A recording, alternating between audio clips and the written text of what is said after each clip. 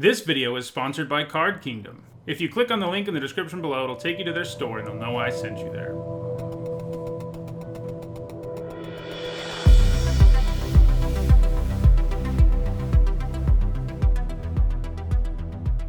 Hello everyone, I'm Nitsahone, and today I'm continuing with my Core Set 2021 Limited Review Week. This includes videos of me talking about all the cards in the set individually, an archetype guide, and a top 10 on the biggest bombs in the format. So far, I've covered every white, blue, black, and red card in the set, and today I'm continuing with green. A few disclaimers before we proceed.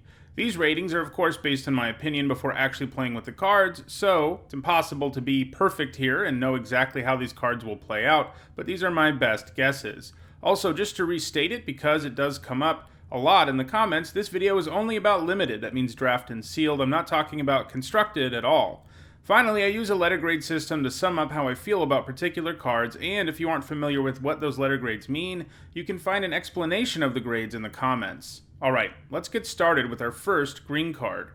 First, it's a Zuza Lost but Seeking, who for 2 generic and a green is a 1/2 human monk, legendary human monk at rare, and you may play 2 additional lands in each of your turns.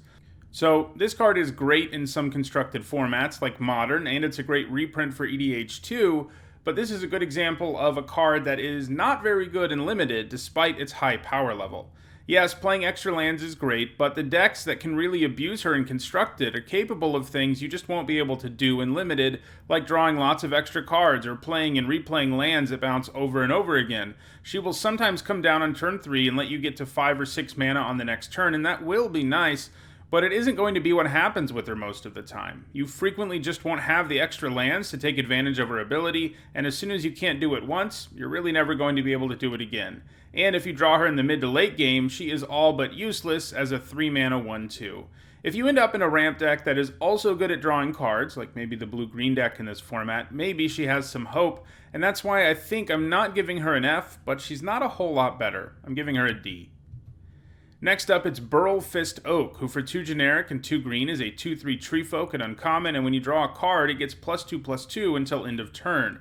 This is a nice design that fits well into 2 different decks. Blue-green is all about drawing extra cards, and red-green is all about 4 or more power.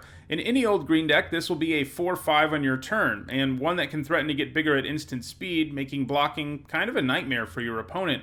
Blue-green will have the easiest time pulling that off, and the red-green deck likes to check for 4 or more power, and that's what this will have when it's your turn. At least it will have 4 power, it might have more.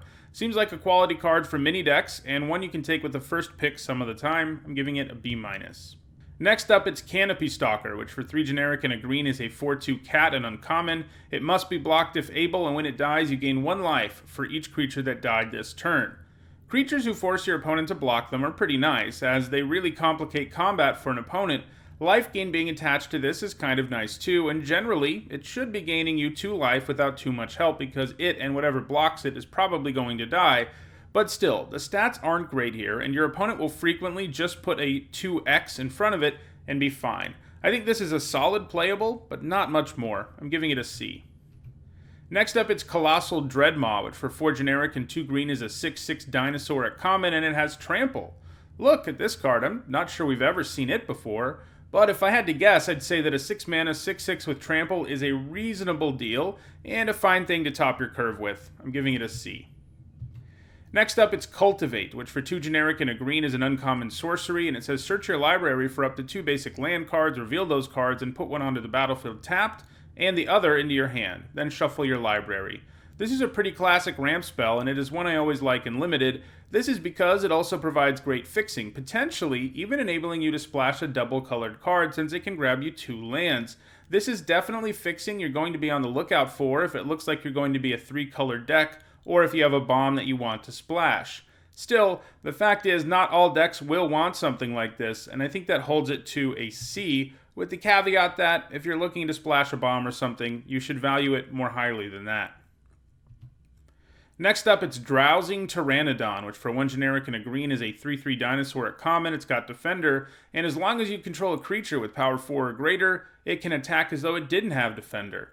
A 2 mana 3/3 is a nice, efficient blocker in the early game that represents a real obstacle for aggressive opponents. Once you get to the point where it can attack, it will feel like an even better investment, though by the time it can attack, a 3/3 usually isn't ultra impressive. Keep in mind that in this case, if you put a +1/+1 counter on him, something that won't be hard in green-white, he can attack, since he counts himself when he looks for a creature with 4 power. Overall, this seems like a really good 2-drop for multiple types of green decks in the format, the ones all about high power, and the +1/+1 counter decks especially. I'm giving this a C+. Next up, it's Elder Gargaroth, which for 3 generic and 2 green is a 6/6 mythic rare beast. It has Vigilance, Reach, and Trample. That already would be a pretty good card, right? But in addition to that, when it attacks or blocks, you have 3 choices. You can make a 3/3 green beast creature token, you can gain 3 life, or you can draw a card. So yeah, 5 mana 6/6 with those 3 keywords is a B at worst, but the additional value the Gargaroth brings to the table is enough to push it clearly into the bomb range.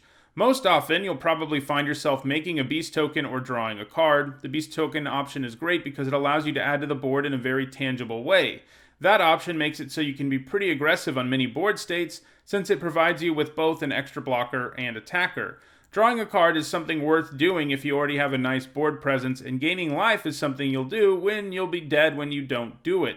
The fact it gives you an option between these 3 things are great, and the fact that it has Vigilance and Reach means that it will often be doing these things when your opponent attacks too, since you'll generally be able to block their stuff. Now, while the Gargaroth does a great job of giving you value if you go to combat, he is vulnerable to removal spells, since he doesn't make sure you get something out of the deal in the situation, but still. His size means there isn't a plethora of removal that can deal with him at lower rarities.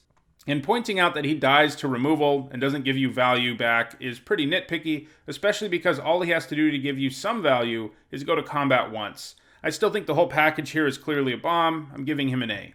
Next up, it's Felines Sovereign, which for 2 generic and a green is a 2/3 cat at rare. Other cats you control get +1/+1 and have protection from dogs. That's right, we have a cat lord and a dog lord in this set. And whenever one or more cats you control deal combat damage to a player, destroy up to 1 target artifact or enchantment that player controls. There are enough cats and dogs in this set that Feline Sovereign's first static ability will have a very real impact on board states. Even on its own, the Sovereign represents a 3 mana 2/3 who can blow up artifacts or enchantments when it hits the opponent, and that's probably enough for a C- or a C. If your deck even has like 2 or 3 other cats, the Sovereign will perform better than that, and I don't think it's far-fetched to think that will happen. Overall, I think this is going to be a nice card in most green decks, with the potential to become really powerful if you go crazy on cats. I think all of that makes it a C+. Next up, it's Fierce Empath, which for 2 generic and a green is a 1/1 elf at uncommon, and when it enters the battlefield, you may search your library for a creature card with converted mana cost 6 or greater, reveal it, put it into your hand, and then shuffle your library. This is another nice green reprint for a lot of formats, one that I think will be a fair bit better than the other nice reprint for multiple formats we saw, Zuza. So, to some extent, we can compare this to Elvish Visionary, a card that is always a solid limited playable. The Visionary is a 2 mana 1/1 that draws you a card. The Empath is a 3 mana 1/1 that draws you a card. Obviously, the main difference there is that the Visionary draws you a random card from your deck, while the Empath searches up a big ol' creature. Additionally, there are some real pros and cons there. With the Empath, if you don't have something to find, you're going to be really sad with what you have, while the Visionary always draws you a card, but it isn't guaranteed to draw you a big creature the way the Empath is. So, where does the Empath fall with all that said? Well, I think most green decks will have 2 to 3 targets for this, and if that's the case, it seems like a solid playable. But the downside of the card does keep it from being more than just a solid playable for me. I'm giving it a C. Next up, it's Fungal Rebirth, which for 2 generic and a green is an uncommon instant, and it says, return target permanent card from your graveyard to your hand. If a creature died this turn, create 2 1/1 green sapling creature tokens.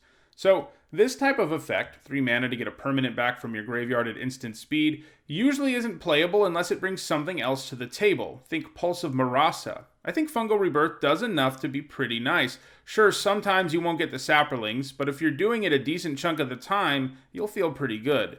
This will feel pretty darn close to Eternal Witness when you get those saplings, and that's a great place to be. Obviously, you can make sure that this happens to some extent, like by trading your creature when your opponent attacks, or sacrificing a creature, and then Fungal Rebirthing at the end of their turn, returning that creature, and getting those saplings. In my experience, it isn't always quite as easy to set things like this up as it might seem, but it is very doable. I think most green decks will want the first copy of this, but I don't think you want to take it super highly. I'm giving it a C+. Next up, it's Garrick Unleashed, who for 2 generic and 2 green is a legendary planeswalker Garruk at Mythic Rare. He starts at 4 loyalty. His +1 says up to 1 target creature gets +3/+3 and gains trample until end of turn. His -2 says create a 3/3 green beast creature token. Then, if an opponent controls more creatures than you, put a loyalty counter on Garrick Unleashed. And his ultimate is a -7 that gives you an emblem that says, at the beginning of your end step, you may search your library for a creature card, put it onto the battlefield, then shuffle your library. This looks really strong to me. I always like planeswalkers who can protect themselves with creature tokens, and Garruk can do that. Like pretty much every Garruk, he makes 3/3 beasts. It's nice that he can even gain back some of the loyalty he pays if your opponent has more creatures than you do. His +1 will allow you to push through damage on most board states, and obviously his ultimate will win you the game if you get to it. I think Garruk does enough to be a bomb. The board presence he gives you from the beast tokens, and his ability to turn any creature into a threat is pretty great. I'm giving him an A-. Next up, it's Garruk's Gorehorn, which for 4 generic and a green is a common beast, and it's a 7/3. I don't think this is a very good vanilla creature. It hits hard, I guess, and has high power for the red-green deck, but man, those stats aren't very efficient. Even Yargle was a 9/3 for the same cost, and that was in a set with a legendary Matters theme, and he still wasn't that good. I think you avoid playing this most of the time, but you'll do it if your deck has enough high power payoffs. I'm going to give it a D.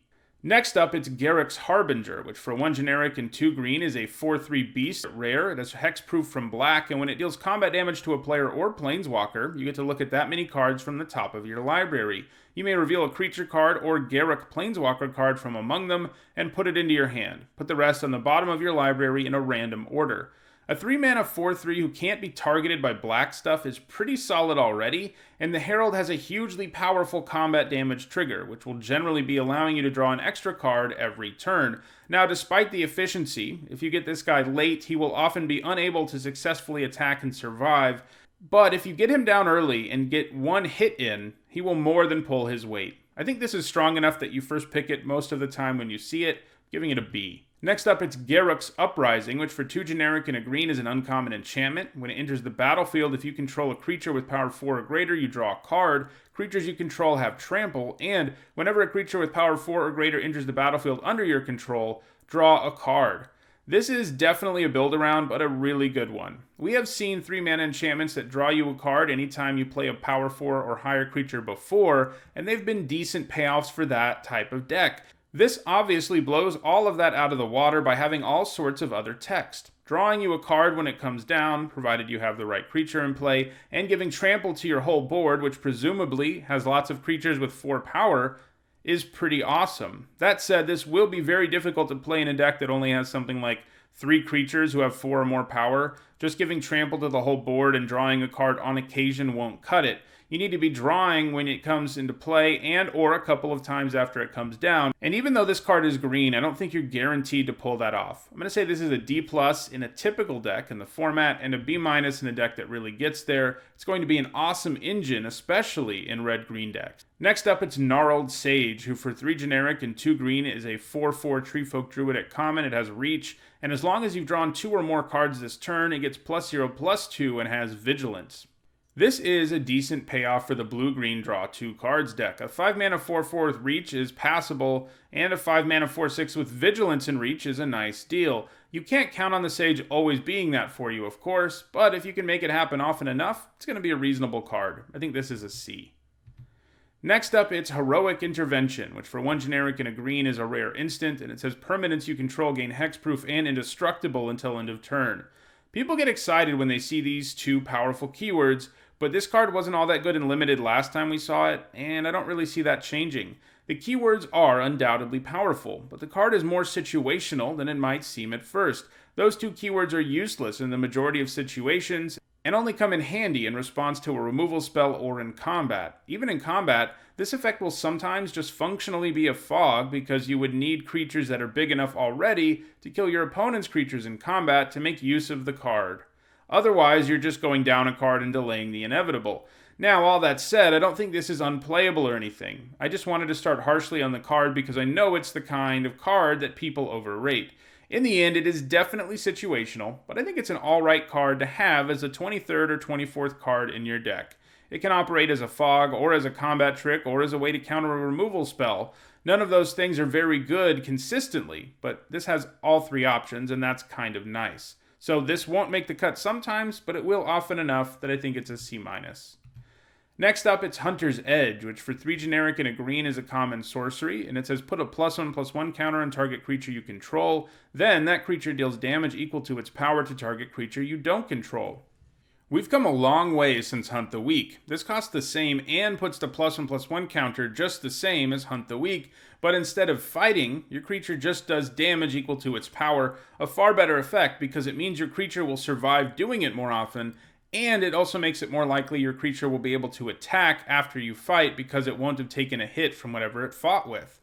+1/+1 counters also have some special synergies in this set, and that doesn't hurt. This is a nice removal spell for green, which comes with the usual downside most green removal spells have. Your opponent might 2-for-1 you in response to it, so take advantage of any opening where it looks safe. This is not premium removal because it's sorcery speed, clunky, and risky, but it does the job pretty well. I'm giving it a C+. Next up, it's Invigorating Surge, which for 2 generic and a green is an uncommon instant, and it says put a +1/+1 counter on target creature you control, then double the number of +1/+1 counters on that creature.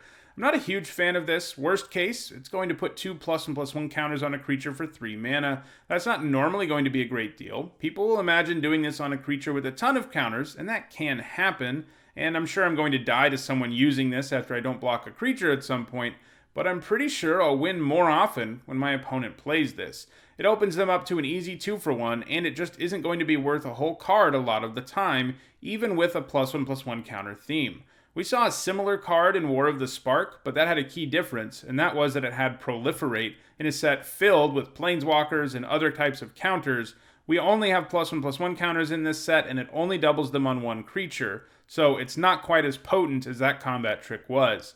I don't think I want to play this most of the time. I'm giving it a D+.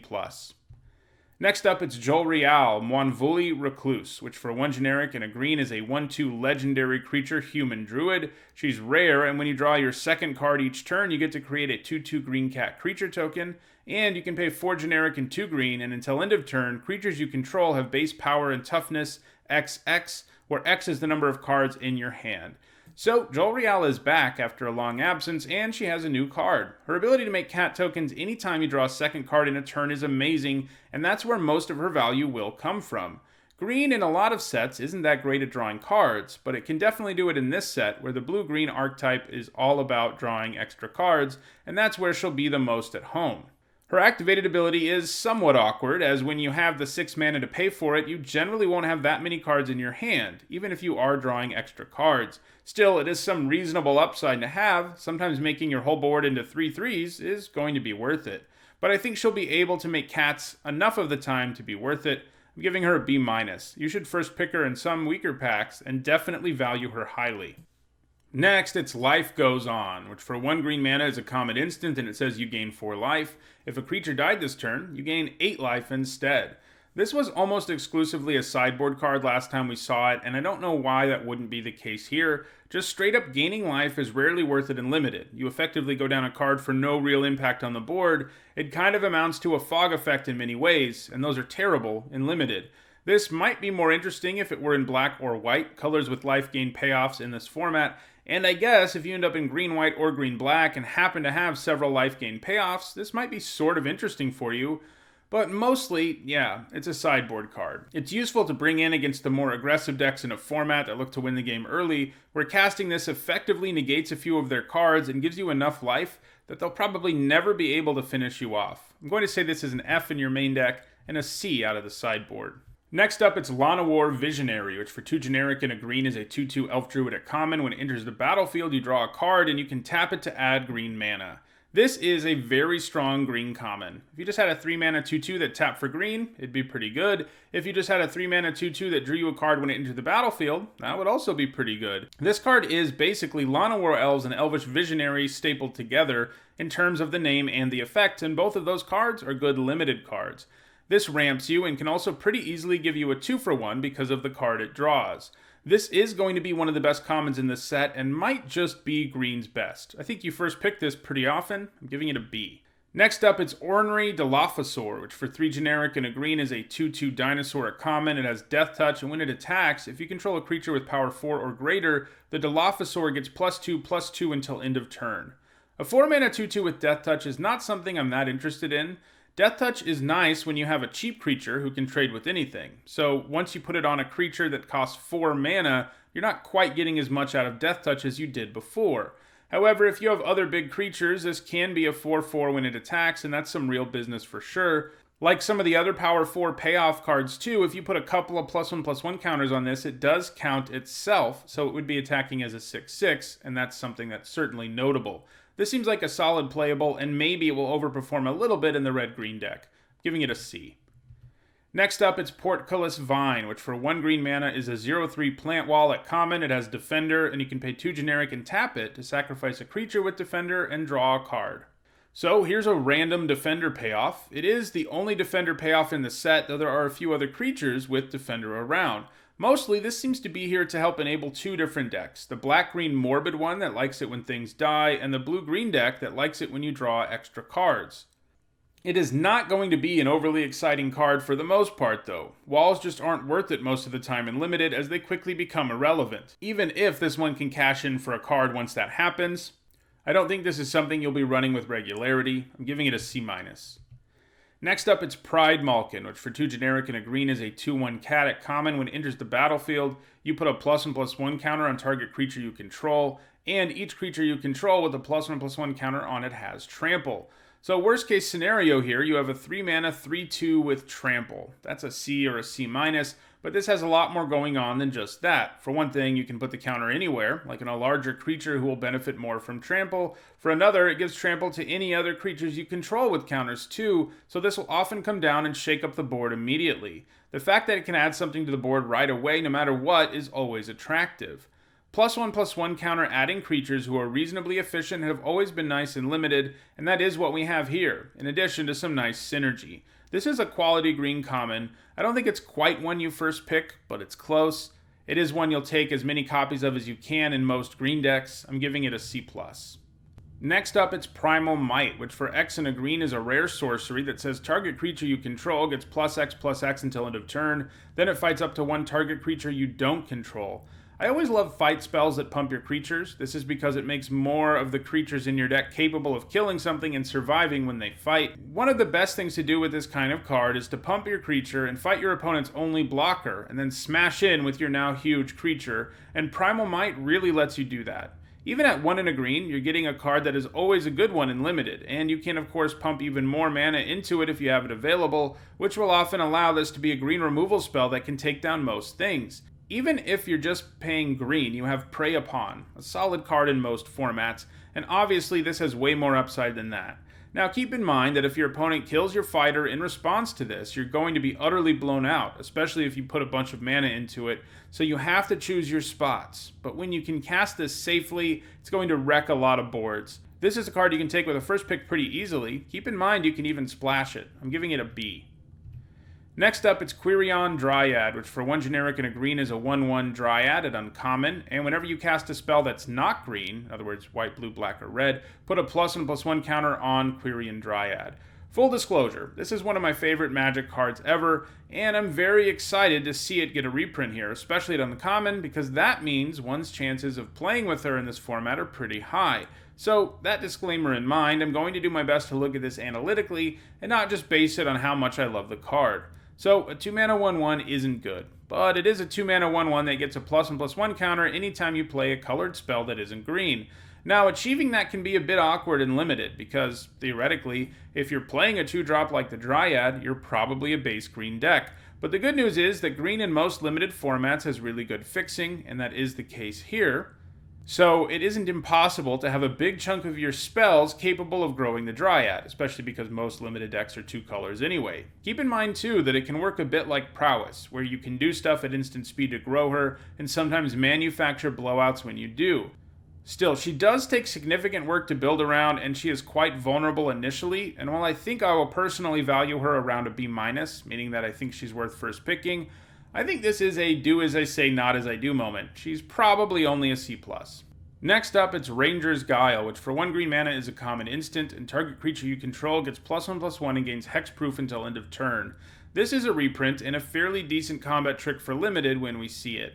The stats boost isn't the most impressive for the cost, but hexproof is where this gets some extra power, since it means you can not only use Guile to win combat, you can use it to save your creature from a removal spell. Now, this is still a trick, and by their very nature, tricks are, of course, highly situational, so this still isn't something I love, but I think you'll play it often enough in green decks for it to be a C.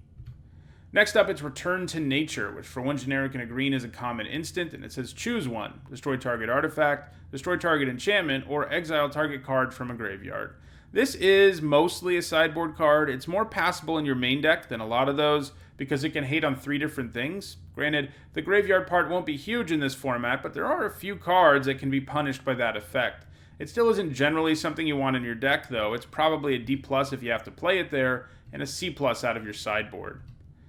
Next up, it's Run Afoul, which for 1 green mana is a common instant, and it says target opponent sacrifices a creature with flying. This is also mostly a sideboard card, but it can be a pretty potent one. You can get away with playing this in your main deck, as most opponents will have at least a few flyers. This is kind of a weird card to hate on flyers, though, because it's actually at its best against opponents who only have a few powerful flyers, because if they have a whole bunch of them, giving them a choice won't feel so good. So when to side this in can be tricky, because if your opponent has a bunch of flyers, sure, it'll get rid of something, but it'll always be their worst flyer. Still, that's not bad for 1 mana. I think this is a D in your main deck and a C+ out of your sideboard. Next up, it's Sabertooth Mauler, which for 3 generic and a green is a 3/3 cat at common, and at the beginning of your end step, if a creature died this turn, it gets a +1/+1 counter and gets untapped. This seems alright. He starts with some pretty mediocre stats, but growing every turn a creature dies means he will overcome that limitation pretty quickly. It also gives him pseudo-vigilance. Note, by the way, it will get that counter and untap at the end of your turn, whether it is your creature or your opponent's who died, but also keep in mind he doesn't get that counter right away like we see with some of these effects. He's only going to get 1 counter no matter how many creatures die, and it's only going to happen at your end step. In addition to that, it does have inefficient stats at the beginning that make it kind of ugly, and there will undoubtedly be games where you just can't get it going because you don't have the time. I think this is just a solid common. I'm giving it a C. Next up, it's Sanctum of Fruitful Harvest, which for 2 generic and a green is an uncommon legendary enchantment shrine, and at the beginning of your pre-combat main phase, you add X mana of any one color, where X is the number of shrines you control. Now, you want to always have something to do with that mana in every single deck, but if you're splashing a color and you have mana sync, Sanctum is going to be worth running for you, even on its own. It gets a little more interesting if you have other Sanctums in your deck. This Sanctum can actually help you splash the other shrines too. As I've said in the earlier videos this week, the Sanctum deck may well be a real thing in this format. All but the black one are pretty unimpressive on their own, so one player getting 4 or so of them is not that far-fetched, and if you're base green, you have access to lots of fixing, including this shrine. Basically, if you see shrines wheeling, it isn't going to be a bad idea to snatch them up. If this deck turns out to be super legit, it will start to get harder to do because people will want to force it, but for now, I think all the shrines deserve build-around grades. Sanctum of the Fruitful Harvest as your lone shrine is probably a C-, but if you manage to draft the shrine deck, probably moves up to a C+. Next up, it's Scavenging Ooze, which for 1 generic and a green is a 2/2 ooze at rare. You can pay 1 green mana and exile a card from a graveyard. If it was a creature card, you put a counter, a +1/+1 counter on the ooze, and you gain 1 life. This is a powerful reprint, a 2 mana 2/2 with all kinds of upside. Sure, it needs graveyards to feed on, and creatures in particular, so it won't always be able to get big in the early game, but graveyards will end up with cards in them one way or another, and the ooze's ability to grow larger, disrupt graveyard strategies, and even gain you life is very powerful. It results in a 2-drop that is not only relevant all game long, but is the best creature on the board in many cases. Now, it is initially pretty vulnerable and needs a little bit of graveyard stuff to get going, and I do think that makes it fall short of being a bomb. There just won't always be creatures to make it bigger, but it is a B+, so it gets pretty close. Next up, it's Cetizen Training, which for 1 generic and a green is a common aura. It says enchant creature you control, and when it enters the battlefield, you draw a card. Enchanted creature gets +1/+0 and has trample. We've seen this in the recent past and it really overperformed. It gives a relevant stats boost while also drawing you a card, and that means that it gets around the 2-for-1 risk of most auras, assuming you're able to resolve it. +1, +0, and trample can be a real boon on mini creatures too. This also gets a little extra boost because it goes well in the blue-green deck that is all about drawing extra cards, and adding trample to creatures with 4 or more power sounds nice too, so it works well in red-green as well. I think this is one of green's better commons, just like it was last time. I'm giving it a C+. Next up, it's Skyways Sniper, which for 1 green mana is a 1/2 elf archer at uncommon. It's got reach, and you can pay 2 generic and a green for it to do 1 damage to a creature with flying. They really wanted to make sure that green could hate on flyers in this set. I mean, green always has stuff that hates on flyers, but they went kind of overboard here, and we're not even done seeing cards that do that. Although, with the blue-white skies deck being a thing, it will be nice that green decks don't just roll over to them. The Sniper does a good job of dealing with flyers too, especially in the late game when you have extra mana around. Having reach doesn't really hurt the cause either, but with a 1/2 body, it isn't exactly going to be taking down dragons or anything. I think this is probably an okay inclusion in your main deck, but something you cut a lot that's going to be a little better out of this sideboard, giving it a C-. Next up, it's Snare Spinner, which for 1 generic and a green is a 1/3 spider at common with reach, and when it blocks a creature with flying, it gets +2/+0 until end of turn. This is a card that hates on flyers I can get behind a little more firmly, especially because it can easily block and take down mid-sized flyers without any additional mana investment. It isn't anything special, but it will give your opponent's flying attackers some problems. I'm giving it a C. Next up, it's Spore Web Weaver, which for 2 generic and a green is a 1/4 spider. At rare, it has reach and hexproof from blue, and when it's dealt damage, you gain 1 life and create a 1/1 green sapperling creature token. This is a cool design. We get the 3 mana 1/4 reach spider a lot, and it's usually a C- or so, but this brings a lot more to the table. Sometimes having a creature that is best at blocking can be a liability, but this blocker gives you some great extra value. Gaining a bit of life and making a sapperling is nice, as it will make your opponent think twice about attacking with both their 2/2s just to get 2 damage in. Adding hexproof from blue to the mix is cool too, and this card will really hate on blue decks with lots of small flyers. Keep in mind too that if you put counters on this, you can get kind of aggressive with it, and if your opponent decides to block it, you still get the sapperling and the token. Keep in mind too that you can do damage to your own Weaver to get things out of the Spore Web Weaver as well, so it can do a lot of different things. I think this manages to just sneak into the lower range of first pickable at B-. It's just very hard for your opponent to find a way to deal with this spider without giving you at least some value. Next up, it's Thrashing Bronto Don, which for 1 generic and 2 green is a 3/4 uncommon dinosaur, and for 1 mana you can sack it to destroy an artifact or enchantment.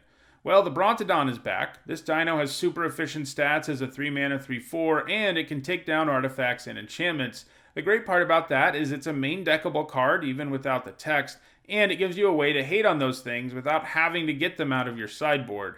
The efficiency and the upside offered by the Bronto Don are enough to make it worth a first pick in some cases, giving it a B-.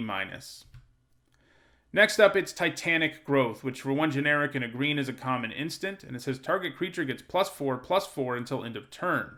This trick does deliver stats that will allow you to win combat most of the time, and it does it relatively efficiently.